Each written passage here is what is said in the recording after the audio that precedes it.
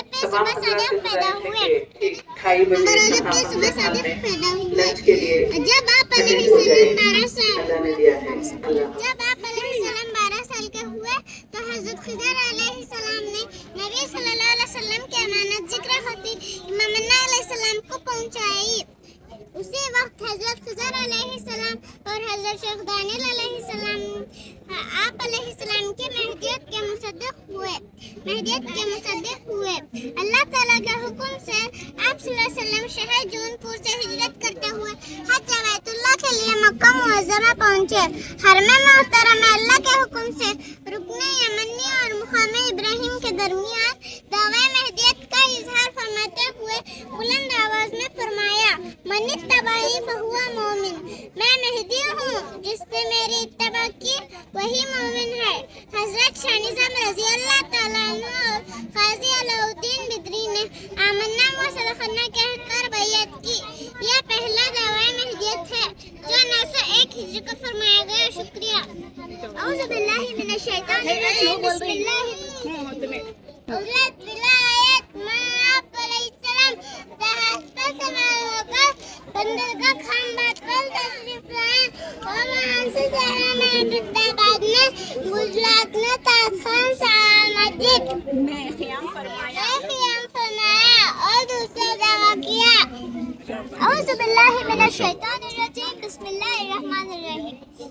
پٹن سے ہجرت فرماتے ہوئے امام علیہ السلام نے موزے پٹلی میں قیام فرمائے اور دوران قرآن جبکہ 360 یا 313 علماء و صلحہ میں جمع تھے۔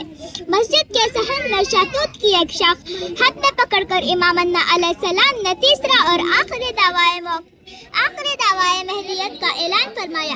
یہ دعویٰ 2 جمادی الاول 905 ہجری کو فرمایا گیا۔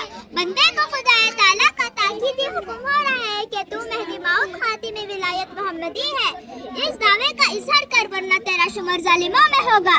بس بندہ خدا کے حکم سے اس دعوے کا اظہار کرتا ہے کہ میں مہدی موعود خدا تعالیٰ کا خلیفہ اور حضرت محمد مصطفیٰ صلی اللہ علیہ وسلم کا تابعی ہوں۔ جس نے میری اتباع کی وہ مومن ہے اور جس نے میری ذات کا انکار کیا وہ کافر ہے۔ کلام اللہ اور اتباع رسول اللہ صلی اللہ علیہ وسلم میرے اس دعوے کے گواہ ہیں۔ یہ فرمان مجھ کو کشف، خواب، الہام یا معاملہ کے ذریعے نہیں بلکہ بلا واسطہ خدا کی ذات سے ہو رہا ہے۔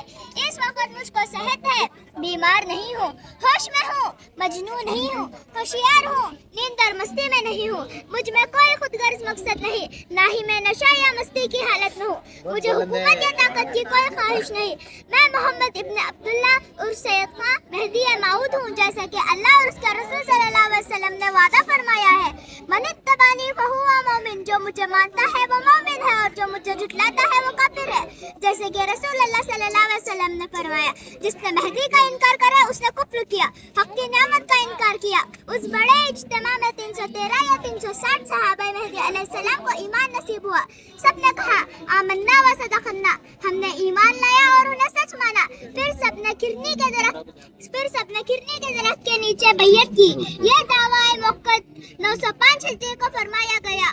الحمدللہ حجت تمام ہوئی۔ شکریہ۔ ماشاءاللہ۔